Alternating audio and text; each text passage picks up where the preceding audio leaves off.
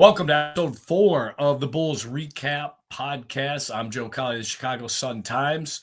You can check me out, obviously, in the Chicago Sun-Times sports section, or you could follow me on Twitter. I wouldn't advise it. It's not the most fun follow, but it's at @JCowleyHoops. This is my flu game, obviously. As you can tell, I'm not in the greatest shape right now, so I'll bring in my Scottie Pippen that's going to help me through this, Mr. Will Gottlieb of CHGO. And here's the reason we like Will. Casey and I talk about this a lot, that in journalism, there's a lot of younger journalists that don't love asking the tough question. And I don't know if it's generational. I don't know if it's just we're two old curmudgeons and that's just, our reality is based in what we're seeing and hearing. But Will is not afraid of that. Will knows how I feel about him. I think I'm excited of the future of journalism when I see a guy like Will. But let's get right into it. So yesterday, here's the thing that bothered me the most. So Casey and I are talking to someone from the Wizards, and he's like, hey, we know we made a lot of mistakes. This is a 2-year sink job. Now, obviously, they can't admit that publicly, but they're not only looking to tank this year, they're looking at that next year class, that 26 class, which some people believe might not have a Cooper flag, but has 3 dudes at the top that are, game changers. So they're looking at it. If we can't hit it this year, we are going to try hitting it next year. Now, when the Wizards are out thinking you and out scheming you as an organization, you need to be concerned. So it's funny because Will and I both had the same takeaway from that game. It's nice for the cup, put you in position for the cup, at least to make some noise this year. But big picture, bad win. It's a bad win, Will. Yeah, well, first of all, Joe, thanks for having me on. I appreciate the kind words. And I'll also add that there's a lot of people like in my mentions every time we go into like a post-trade deadline media session with Arturis or postseason or whatever, and they're like, you guys got to hold these guys accountable. They don't know what they're doing. You got to hold them accountable. And I feel like people don't understand that Joe Cowley is one of the best at doing that. So I learned it from you. I appreciate you. And I think whenever the day comes where you decide to hang it up, there's going to be a lot of Bulls fans that miss out on that because I think it might be in about a half hour, to be honest with you. Hopefully not. Hopefully you can make it through this flu game. But yeah, I mean, look, this season is the Bulls are better than I thought they're going to be. We can start there. Like I came into the season projecting them to finish around where Vegas had them, which was 27 wins. And already they're 8-11. They got Orlando tonight. Maybe they'll lose that game. Orlando's a good team, but they've already beaten them once this year. Right. And right. I just, I wonder, I know that they are changing directions here. I know that they are trying to go in the direction of the lottery and getting those ping pong balls, but they're off to a shaky start with that. And I think, it's not red alert time just yet, but I mean, you can raise the concern flags and I've been doing that, as have you. Yeah. So, I think they understand. I mean, people don't understand that we've had, there's been some private get-togethers that they have with the media, and there's a lot of talk. Not so much maybe with AK. I think he kind of holds his cards close to his vest, but there's more of AK, Arturis Karnisovas, kind of listening at least to what we're saying. I don't think he, at the end of the day, maybe even gives a damn, but he fakes it well if that exactly. I think they understand the importance of keeping that top 10 pick. I think they understand, and as an organization, that until they get that dude, they are middling. I just don't know if they understand how to the pain that it requires. I mean, you watch Washington, that's a painful team to watch. But I will say this, this year's draft was not a great draft. I like some of the pieces they got. I was surprised by Sarr, how well he moves, how athletic he is, how aware he is of his size. And obviously, Vooch put him in the rinse cycle a couple times, and that's just a veteran taking advantage of a rookie. But I mean, I look at him, I think he's going to be a good shot blocker. I think he's going to be just a nice piece. If you can land a Cooper Flag or an Ace Bailey, or looking ahead to next season, AJ DiBonza, Cameron Boozer, Peterson, the other kid Peterson. I mean, those are the 26 class. Those are the top 3 guys, and people are already excited about that group. So, if you have those pieces that they added Carrington and Sarr, and then all of a sudden they hit what, even if they hit one, you're in pretty good shape. You can get off of Kuzma, you can move off some of the ugliness you've gone through, but there's a pain that you have to withstand as an organization. And I just don't know if AK and Mark Eversley are wired to want to go through that pain. Yeah, I think there's a difference between like understanding what the best path forward is and like actually being willing to do what is necessary in order to get there. And that's the part where, again, I'm not like, they haven't won 38 games yet, so it's not at that point, but it's certainly trending that way. And I totally agree. I mean, you do have to go through that. And I think the smart teams really try to go through it quickly and put it behind them. And I appreciate that the Bulls aren't trying to do this like full tear down. I mean, they could have, attached assets to Zach and to Vooch in order to move them and really improve the value of their own pick this year. That's, there's problems with that path too. But I just think that, look, I mean, they need to get this right. And if you do, you're cooking, right? Like you've got some good young players to pair with a Cooper Flag, let's say. You've got Ayo, you've got Kobe under contract. Modas, I think, has looked really interesting. Obviously, a ton of time left before he turns into what he eventually becomes. But like, you've got the foundation of some good players alongside that dude. But as you say, they need that dude. And you can't like mess around with 1 foot in, 1 foot out and risk your chance of missing out on that guy, because that's how you end up back in the middle, which is where they just were and where they wanted to get out of. But it seems to me like they're kind of, whether or not they say it or know it or are doing it intentionally, like they kind of are getting themselves back on that path. And that's really dangerous. I think it deserves to be called out. And meanwhile, the biggest winner, I think, so far this season is Billy Donovan. I mean, he totally redoes. He's been, I mean, you talk about coaching your ass off. I always consider, and I don't think this has changed. I consider Billy, I've got that first tier of coaches, Spo, Tibbs. I don't think Pop's in there anymore. I've never put Kerr in there. I think Kerr, I would have loved to see if Kerr took the New York job. Because if Kerr would have taken the New York job, then Fred Hoiberg would have taken, Golden State was going to hire him. And I wonder if that would have rewritten his history. So, I mean, it's just funny how things, I think Ron Adams has been the MVP of that Golden State coaching staff. But you definitely have your elite coaches. And then to me, you have that second tier, your next 5 to 7 coaches. And I think Billy is showing he is in that second tier to totally redo this offense. And I mean, you're not talking a small facelift. You're talking about philosophically changing how you've been playing since you've been in Chicago, because you knew your personnel and you knew what you needed to do. I mean, Billy Donovan's not really getting enough credit for what he's doing with, which I think is a very flawed roster to even won, the games they've won and even come back and been close to winning some of those games. Tells me that they're playing for Billy, and also Billy kind of knows what he's doing a little bit.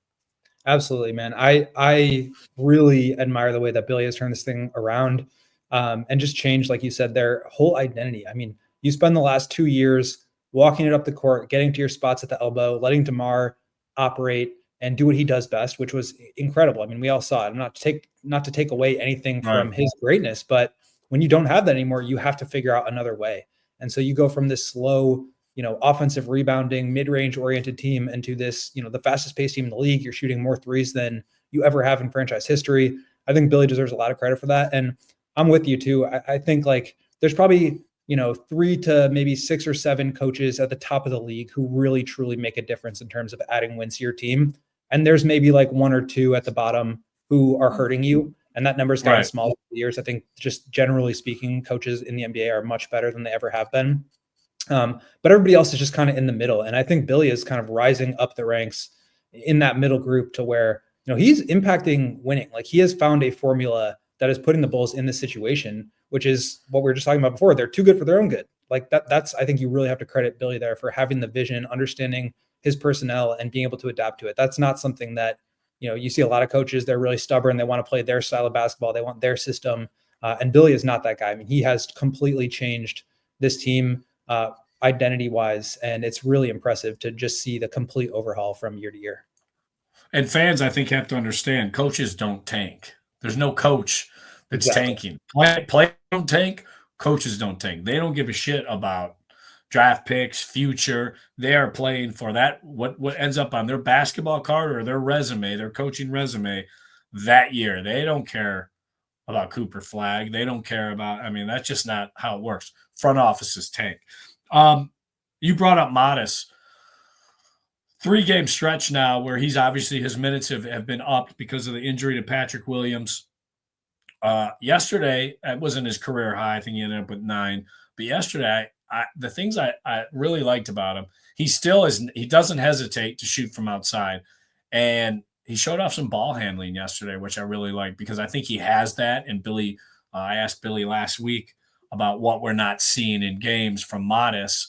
That they see in practice or shoot-arounds, or it's a 5-on-5 scrimmages after shoot-arounds because they don't practice that much. And one of the things he talked about was his aggressiveness, his ball handling. So those are things we know he has and the organization knows he has. But where are you at right now with Modas and his growing game, both offensively and defensively? Yeah, I mean, I want to see more of him for one. I know that over the course of the season, and they don't want to like rush him into anything. They don't want to overburden him with too much too early so that he gets rattled or loses confidence. But I agree with you, man. His superpower is his confidence right now. And I think they should be feeding that.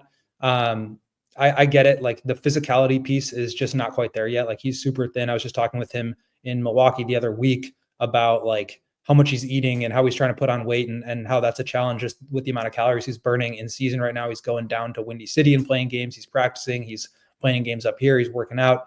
So I think he's doing everything he can, but I just think like that skill set is really unique. He's a 6'10" wing who has ball handling skills. I think we saw a lot more of it in summer league where he's taking some threes, he's running some pick and roll, and like you can kind of imagine him turning into more of that big wing initiator, which is what every team in this league needs to build around.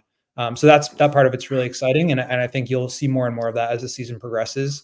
The jump shot is starting to come together a little bit. I think his like core and base strength is something that's going to help there when he improves that. But the other thing he was saying is like it's a 4-foot difference between the high school 3-point line and the NBA 3-point line. He's a skinny guy. He's not super strong yet. Like that's a big difference. And so I think once he adds some strength and more of a foundation to his jump shot, that will improve. But like the mechanics are there. You can see he's a shooter. There's a shooter in there. And then defensively, I mean, he's been elite protecting the rim, blocking shots, switching on the perimeter and blocking shots, recovering, coming over and stepping over as the low man and protecting the rim. I mean, he's just got some really special defensive instincts when it comes to protecting the rim. And that's something that the Bulls don't have right now. I mean, Vooch, I think has been, the fan base has been overly critical with him as a defensive player. I mean, he's defended the scheme as well as he can, and obviously he's limited, but this team was a top 5 defense 2 years ago with him playing heavy minutes. So that tells you he can perform in a scheme, but they don't have that premier rim protector. And I think Modas can do some of that as kind of like the low man, the 4 who can slide over and help kind of insulate against that when Vooch is up containing and pick and roll.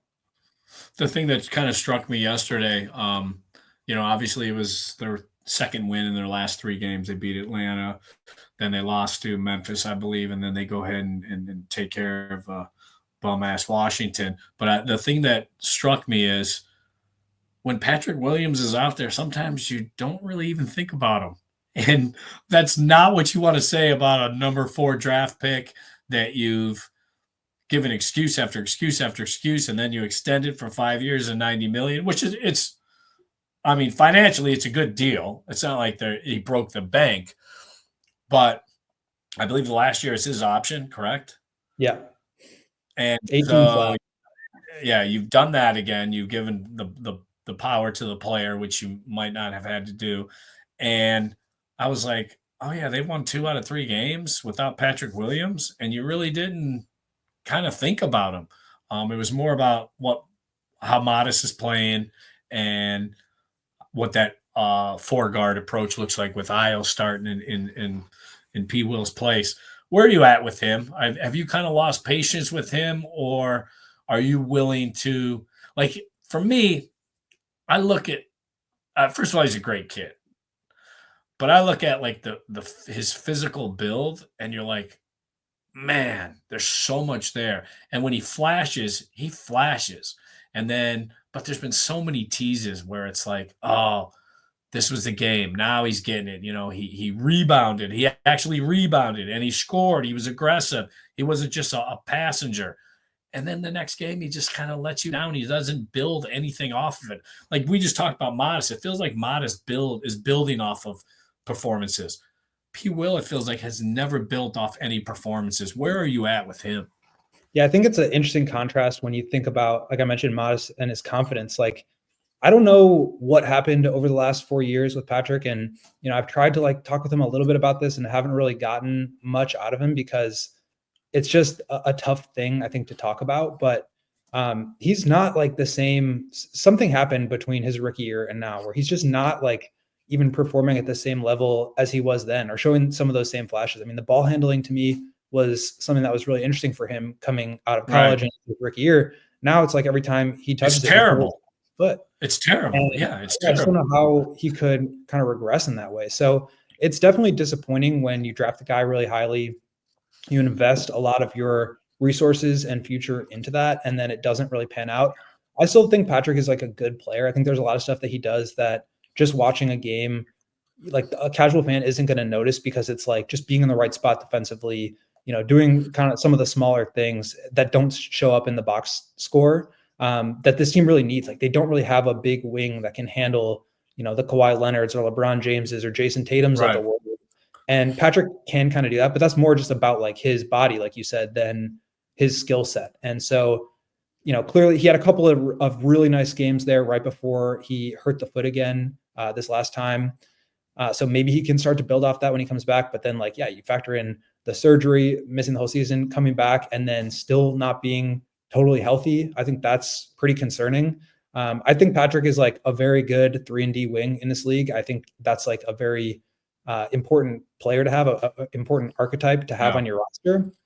But I don't think we're at a point now where you can say, look, there's so much more shot creation in his game. He can turn into the next Kawhi. Like, I just think that is kind of out the door. And not to say he can never do that, but he just hasn't given us enough to make me feel like that's still there. And maybe I would love to be proven wrong on that because I love talking with Pat too. I think he's a great guy. But just, I don't know what happened with, this core of Zach and Vooch and DeMar and him kind of having to defer to those guys. It just doesn't feel like he really ever put it together. And I think in some ways he kind of regressed. So on the New York Cleveland trip, he had a great game in New York, and Zach was raving about him after the game. And he said, "Ooh, Patrick," and just talking about how well he played on both ends of the floor.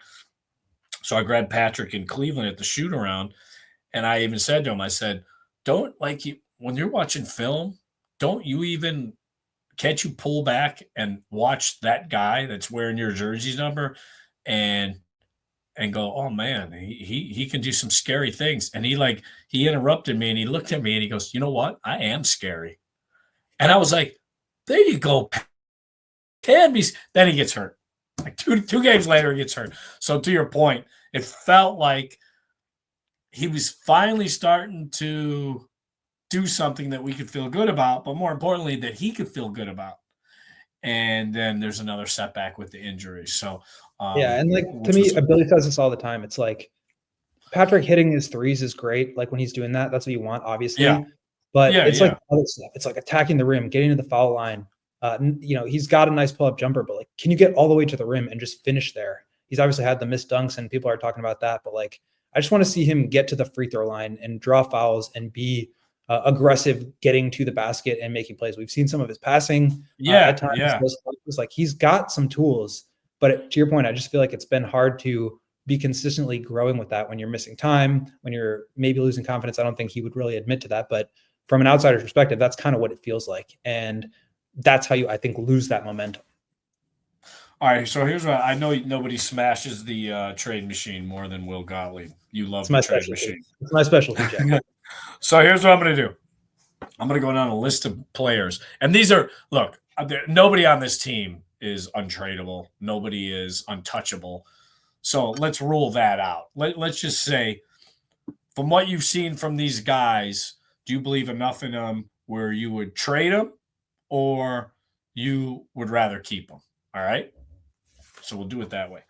Lonzo Ball. Yeah, I think if you can get something positive for him, you should. I mean, he's obviously been an incredible player, but with the injuries and even coming back and having another injury, it's just hard to bank on that. You've already picked kind of a different direction. He's young enough where, like, in theory, he could maybe fit alongside that new timeline, but a new contract, are you really willing to reinvest in him? I mean, there'd probably be like some injury protections in there. If you can get a pick for him, or even like take back some bad salary or like 2 years worth of salary and get a pick to do that, that's the direction I would be going with Lonzo. As great as it's been to see him back, and like you said, I mean, obviously nothing personal with any of these guys. It's just the reality. No. They are going a different direction, and you have to be realistic with that. Modas. Modas is the one guy I would probably want to explore a little bit, just because, like, if you think about this roster, and like we talked about, you're trying to find that guy. I don't know if there's a player other than Modas on this team that could potentially get there. And not to say that's a guarantee or anything like that, but just his but we've seen the ceiling. We've seen the ceiling on everybody else besides him. Exactly. You've seen the ceiling on, and Kobe's been phenomenal. Io's been fantastic. Zach is playing like an all-star again. Vooch is playing like an all-star again.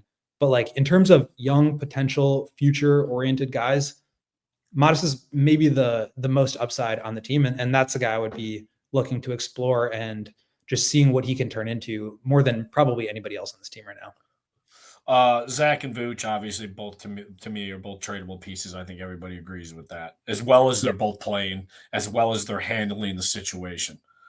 And to your point, they are really handling the situation well. Like they deserve phenomenal. Yeah, I didn't know what kind of Zach we would get, and Zach's been phenomenal. Vooch, they've both been phenomenal. Ton of respect for the way that they've handled the situation. Yeah. Josh Giddey. I mean, you're not going to get, if you trade Giddey, you're not going to get as much as you gave up for him, right? So you're already looking at him, being kind of a negative asset in that way. If you can get something positive for him, I would definitely explore it. Otherwise, like, you're looking at potentially overpaying him on a long-term deal, and that can be like, what do you think they're going to pay? What do you think they're going to pay for him? What do you think they're going to pay, and what would you be comfortable paying? So, I mean, the rumor was he was looking for Jalen Suggs money, right? And that's 5 years. He wanted Jalen Suggs' contract. So that's 150. I don't know if the years, but he wanted the 30 million. That I know. Okay. And I mean, for his perspective, like, that's what he should have been asking for. That's what the guys in his range were getting. Now, I don't think he's worth that. I don't think he's played to that point. If you can re-sign him for like 3, 4, 5 years at like somewhere in the 15 to 20 range, I would probably be comfortable with that, because I think that's movable long-term. But like, I guess the concern there is, okay, if the negotiation between the Bulls and Giddey was in the 25 to 30 million range, then are you going to pick up negotiations where you left off and just get the lower end of that range? Or are you going to reset based on what we've seen this year, which so far has not been very good? And do you try to get that number way down to where it's like market value? I don't know what the answer to that is. And obviously there's, 65 more games for them to evaluate this thing. But to me right now, it's like the 15 to 20 million range. And other than that, like, I'd be looking to find a way to get some positive value if you can. And I don't know that would be the case even. And then finally, where are you at with Io and Kobe? Or those are the tough tradable pieces. Yeah, those are tough. But for me, I would be looking to trade both of them. I think you have to, at this point, like, understand. I mean, look, they're 8-11 right now, and you've got two guys playing at an all-star level, Zach and Vooch. And so remove them from the equation. Like, what kind of a team are you? And if Kobe and Io can't be like the number 2 and number 3 on a great team, because even if you find that number 1 guy in this draft, like, how far away are you still? And so this is the time in their contracts when they're going to have the most value. They've got a year and a half left on really incredible deals. Like, Arturas has done a lot of bad. These have been some of his best moves, is signing those guys to the deals that they're on. So if you can get multiple picks for each of those, I would definitely be considering it. But I think there's also a plan or a pathway moving forward where you kind of bottom out this year and next year, make sure you keep those draft picks and get good players. And then in 2 years, you use the low cap holds on those guys. You become a cap space team and you sign a free agent, retain them. And now you've kind of got yourself in a situation where you've got some good young players. You've got some veterans that have grown up with you, and you've got cap space to be able to do some damage. So I could be convinced either way on those guys, but I do think you could get a lot for them. And that's what they should be doing right now. They should be getting draft picks and building for the future. Yeah, Will, awesome stuff, buddy. That's why I like having you on. Smart stuff, Will. Anytime, Joe. It's great chatting with you. Obviously, CHGO, that's your main stomping grounds. People, please check him out there. Check out all the boys. Peck. I mean, I should have Peck on here one time. Yeah, they both I'm in the offices right now. They both said to say hi. Yeah, tell them I said hi. Love those dudes. Funny guys. Dude, thanks for doing this. I wish I felt a little bit better and had a little more energy. Sorry, but happy to come on anytime, Joe. All right, take care, man. Will, young Will, love it. Smart, gets it, understands the money, understands flexibility, how you get that flexibility, how to build a team, how to build a roster. Maybe the Bulls should hire him. No, and you know, the one thing, I'm not going to go on a rant this week because it is the holidays, so we'll stay off Cowley Island this week. But the one thing yesterday, or in DC, that stood out was that organization understanding that this is going to be bad. You know, obviously there's other things going on with the Wizards. Are they going to move? Are they going to go and play in a new arena in Virginia? Do they have to have superstars ready to go in that new arena? So, I mean, obviously there's other things going on. But the idea that their fan base holds their front office more accountable than the Bulls fan base holds the Bulls front office, that's not true. I don't think either fan base really is cutthroat and is holding the front office to, you have to fix this as soon as possible. There's a standard here and you're not living up to the standard. To me, they're both fan bases that are very similar. They're big markets, but both fan bases have an understanding of what they need to become relevant again. And you have one front office that's willing to jump in that swimming pool and go ahead and do it. And you have a Bulls front office that might be reluctant to do that. So before I get out of here, I like to do a list. I was thinking about this the other day because Billy was talking about Caruso. He can't quit Caruso. It's hard for all of us to quit Caruso, as we're finding out. But he was just talking about how Alex, as good as a defender as we thought he was, just watching him, when they would watch film, the miscommunications that he fixed and erased was unbelievable. I mean, there were so many mess ups defensively. Even 2 years ago when they were a top five defense, there were tons of mistakes made in the communication of guys thinking they have to be here. And he covered up so many of them. And Billy was talking about that, you know, we don't have Alex Caruso anymore, so we have to communicate. So these are the top 5 Bulls defenders, which is interesting since I've covered the team. My first year with the team was 2012. So that was the Derrick Rose. It was 2012-13. So it was the first year Derrick Rose, he was out the entire year with the ACL. So think about it then in that time frame. These were the 5 best Bulls defenders in my eyes that I watched, and I was like, yeah, that dude's different. Number 5, I'll go from 5 to 1. Taj Gibson. What I'm protector, but Taj could. The nice thing about Taj, you could switch, you could do whatever. He could guard anybody, a center, a point guard, a 2 guard. Kirk Heinrich. There are dudes that still talk about the most annoying guy, and obviously he couldn't switch on the bigger guys, but the most annoying guy to deal with was Kirk Heinrich defensively because of his physicality. He was just physical. He was just on you. You would feel him, and you would wear it. 3, I mean, obviously, if you win a Defensive Player of the Year, Joakim Noah. Again, could switch to guards, could guard bigs, shot blocker, rebounder, intimidator. So Noah is 3. Number 2, Jimmy Butler.